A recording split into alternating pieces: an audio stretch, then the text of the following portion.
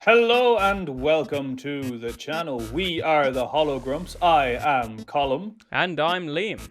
And we're back with our review of the original series of Star Trek. But before we get into it, if we could get you to like and subscribe and maybe even comment below so you get to see more of our reviews as well. So starting off with what is technically episode 1, The Man Trap. The Enterprise visits the planet M113 where scientist Dr. Crater and his wife Nancy, an old girlfriend of Dr. McCoy, are studying the remains of an ancient civilization. When the Enterprise crewmen begin turning up dead under mysterious circumstances, Kirk and Spock must unravel the clues to discover how, why, and who is responsible. So, Colin, what did you think of this episode? As a first episode, okay, actually a little bit of trivia here. So this actually wasn't the first episode filmed. This was the 6th episode filmed. And NBC saw that it was like the first episode with a real monster in it. So they said, yeah, make that the first episode because it's the most exciting episode. You can thank IMDb for my little bit of information there. Yeah, they had a couple of ideas, and I think they realized Charlie X was just too... It was kind of a teen melodrama or coming-of-age thing in space, and it was mainly on the ship. So they're like, oh, how do we capture audiences? And they came that this was the most sci-fi looking episode that they had ready to go. It had a planet, it had the ship, it had a monster as well, and a murder mystery. Yeah, a good murder mystery too. I mean, like I said, I can understand why this was the first episode because they've made movies about this. You know, Attack of the Body Snatchers. Yeah. You know what I find the strangest? The sock monster. I know, listen, I know it's a plant, but it was one of those things that it made me laugh when I saw it. Do you remember that when Sulu's eating his lunch? Which Yeoman Yanis had taken a couple of bites out of in public. She'd been salting it, attracting the salt monster in public. Yeah. Asking to be assaulted by the salt monster. Oh no. And the fact that they sent a whole ship just to do a medical checkup on 2 scientists on a planet, a yearly checkup. Imagine how difficult that must be to get a yearly checkup. All these ships, you just find out yearly checkup for scientists on planets. Here we go. Yeah, you'd imagine they'd have a general supply ship that would do this for them. They don't need to send the flagship off. So if you don't know, there's a salt monster going around basically sucking the life out of people, or the salt out of people. The way they show this in the episode is just a load of men covered in hickeys. They've been hickeyed to death. Damn hickeys. Did you notice the plant seemed to be able to detect the monster? It was Why? A plot point that they didn't seem to develop any further than that. You would have assumed that Sulu would be like, oh, wait, Captain, I know exactly what we can do, and have everyone running around with this. Well, they couldn't move it because there was a man underneath it. It was good foreshadowing for the Tribble, I suppose, you know. Yeah, the birth of the Tribble that would be able to detect the Klingons, yeah. And the space beds. I see you have a slight issue with the space bed in McCoy's quarters. This is an issue I have with all of Star Trek. I don't understand space. I can't appreciate what the temperature is, but I like having something to, snuggle into when I go to bed. And these beds look like slabs. It looks like a video game when you come into the room, and like in Oblivion and all that. When people go to sleep, they just go like this. And lie down on a slab. They don't get under the duvets or anything. And that's essentially what it would have been coming into the room to see McCoy. Oh, McCoy, you're sleeping. Huh? So what did you think of the great monster reveal scene at the end? Because I personally loved Kirk baiting the monster with the salt and be like, "Hey, come here, Nancy. You want a piece of my salt? You want to assault me?"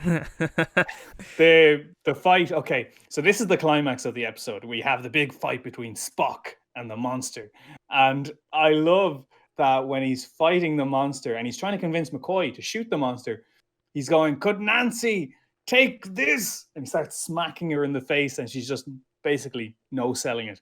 And not even trying. Like, no. Oh, wait, Spock, stop that. Oh no. Oh, Nancy. That's not Nancy. And the reveal of the monster, and it has like them octopusy type nodule thingies on its hands. And it has suckers. Suckers on its hands, yeah, that are specialised in taking the salt out.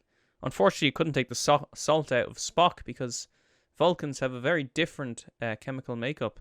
They'll probably do that in CBS Trek with the salt monster attacking Spock, and they'll forget that it can't. They'll have another salt monster. Okay, that's pretty much the ending, isn't it? Yeah, that's the end of the episode. There isn't really any, like when we dealt with the cage, there was a great overlying theme, but there's no real overlying themes in these episodes. There doesn't have to be. It was kind of a weak ending. They kill the last of the species and then go, but what about the buffalo? Yeah, that's it. He's like, I was thinking about the buffalo, Mr. Spock. It must have been topical at the time, or at least it must have been well known about buffalo being pretty much extinct. So I was thinking that it has something to do with, we need to look after the species that are in danger on the planet. But of course, they just kill the salt monster. So what's the message? Kill it if it attacks you. Any of the endangered animals, if they attack you, yeah, just kill them. So this brings us on to episode 2, Charlie X. The synopsis is, the Enterprise takes 17-year-old Charles Evans aboard for transport after he spent 14 years alone on a deserted planet. But his inability to reintegrate with his fellow humans is compounded by his very unhuman powers. So before we start, just a bit of trivia. This episode was chosen to air second out of necessity, as no other episodes were ready for the deadline. I can just imagine the frantic. Oh no! Oh God! What episodes do we have? I just Charlie X. We'll stick that on. Charlie X.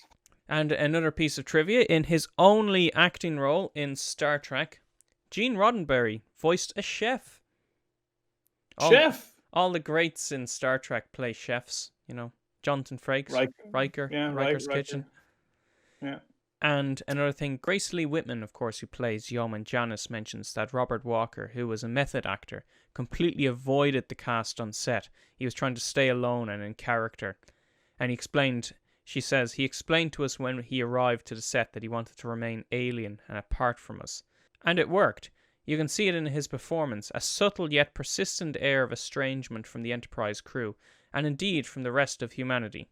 What did you think of that, Colin? Did you think his method acting came true? Did he seem alien and disjointed from the rest of the people? I definitely thought he was a bit of a character, the Irish way of saying a bit of a character, a bit of a peculiar so-and-so. I probably shouldn't have read the trivia on the episode beforehand because it kind of informed me a little bit, So, maybe that's something to probably avoid for future reviews, not reading trivia on the episode, despite the fact that I've seen all these episodes before. But it's so nice good, the trivia. I love that he was a 26-year-old man playing a 17-year-old boy. Just stick a lot of foundation on him. He'll be fine. So, initial observations of the episode, we get to see the old, the pilot uniforms.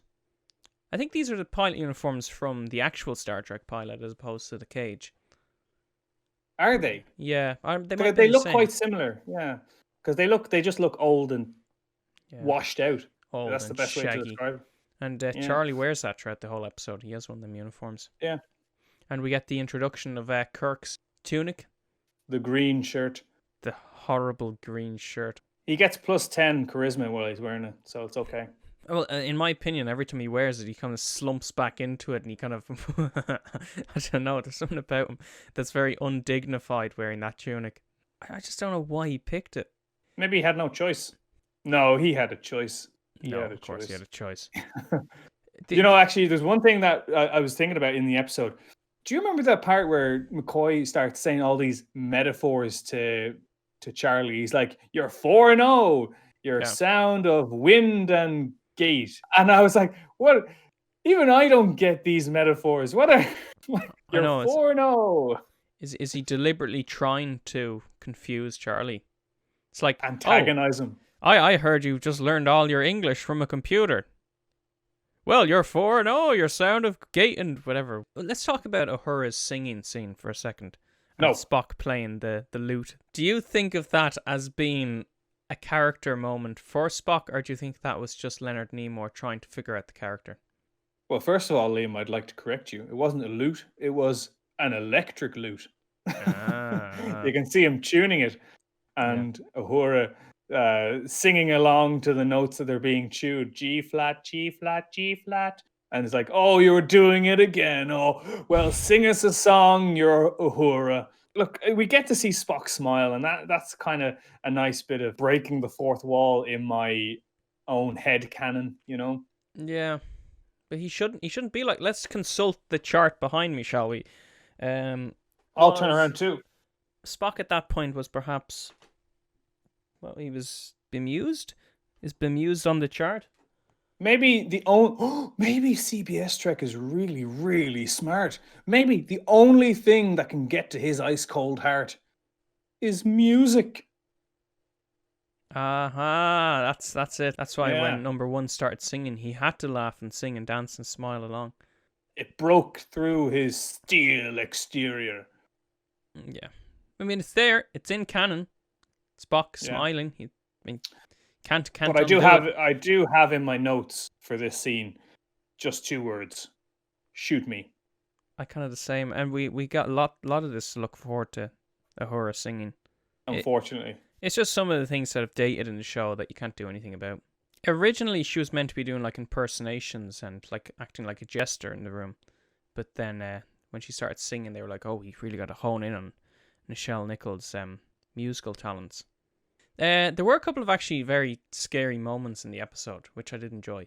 Like the music when Charlie McCoy says he's going to lead Charlie to his quarters, and straight after you see Charlie wandering around the ship, and he looks down this hole that these people are working in, and it's like, and you're like, oh wow, something's not right about Charlie. There's real something wrong with Charlie. Yeah, we need to talk about Charlie. He was a brilliant actor. Like, I never liked Charlie at any point in the episode. He was so irritating. So rude. He was so rude, and he did such a good job of that, being so disjointed. The moment when he makes Kirk's sparring partner disappear, I actually thought it was very harrowing. It's just like, they didn't even overdo it. They didn't make all these weird special effects come on. They didn't make him explode. He just boom. And there's something really harrowing about it. You're like, oh, wait, what happened to him?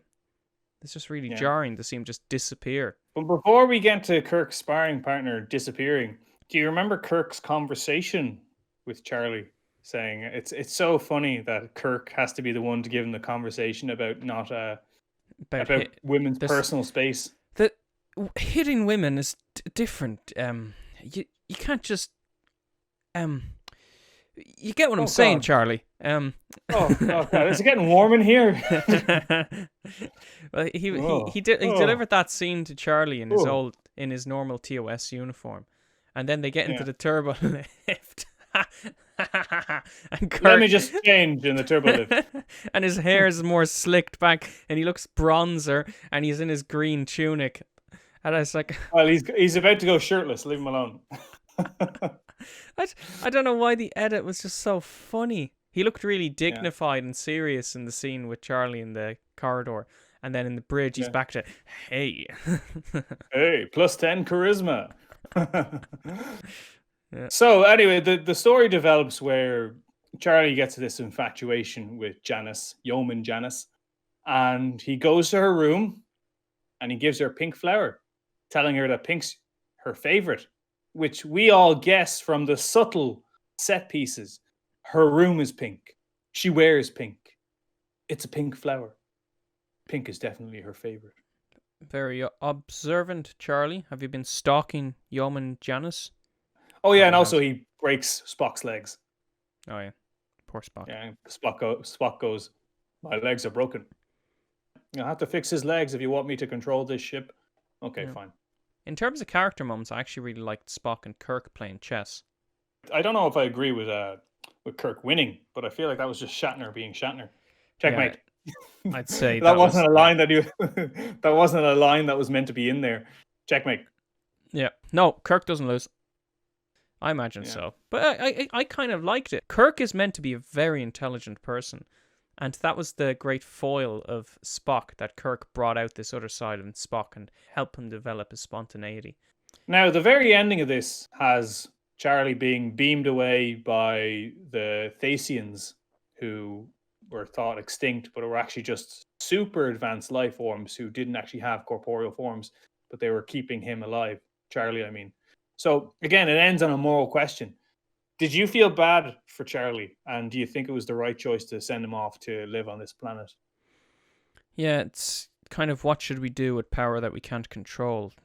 And Kirk wanted to give Charlie a second chance, but he wasn't given that. The Thasians just said, no, he's too dangerous. He's too dangerous to be kept alive. Well, they keep him alive. They're going to look after him. You know, it is a tough question. Would you trust Charlie walking around? How much trust would you do be have? able to rehabilitate him, do you think? That's the thing. He Can they not take the powers away? He has to want to do it. As in, Charlie has control of everything. So if Charlie wants to change, Charlie's the only one who can change. But it is very apt that this episode was penned by Gene Roddenberry as just being the day Charlie became God. But yeah, and Colin, did you feel bad for him? How would you have handled things if you were the Thasians and Captain Kirk? Surely they have the power to take away his powers. I would have thought. But if they don't have that ability, I would have sent him to a tiny colony, you know, with just men. Holograms. But they didn't exist yet. They will someday. Actually, no, Colin, you're wrong. Holograms did exist back then. We've seen Discovery. They even have a holodeck on board the ship. No. Are you questioning CBS continuity? Yeah, I am, yeah. Yeah, sure, whatever. I don't care. Put him on a planet with the Doctor from Voyager. So yeah, unfortunately for everyone watching, we brought up CBS Trek. Or rather, I brought up CBS Trek, so I'm sorry, guys. I let us down. I let the team down. I promise in our next two reviews I won't mention CBS Trek. But so overall, these two episodes, what do you think of them? Did you enjoy them? Good bit of fun. Yeah, they're loads of fun. If you just watch them and don't... look, there's loads of things that we could nitpick. You know, the sets are so silly. This is so silly. But to be honest, if you just let yourself accept that this was made in 1966, then you'll be fine. And I think when you rewatch it, there's no reason why they can't stay in that continuity. I know they need to kind of remodel and remaster the sets, but in terms of the type of lifestyle that these people had in Star Trek, it was They do need to pivot on personalities and conceptions and things like that, people's conceptions of other people. But certainly they can do this. Just make it what's supposed to be a hopeful future. Yeah, like you look at the scene where Charlie spanks Crewman Janice, and she says, "Charlie, you just don't go around slapping girls on the," and she can't even say the word. They're so polite. And then we cut to Star Trek Picard, where everyone's dropping F-bombs left, right, and center. I know. You think that would have been phased out of human speech? Okay, I think we'll leave it at that. Yeah. So, if you like what you saw here, make sure to hit the like and subscribe button, because we will continue reviewing episodes of the original series as long as we have the time, but it is our hope to get through every episode. So, for the Hologrumps, I'm Liam. And I'm Colum. And remember, existence is futile.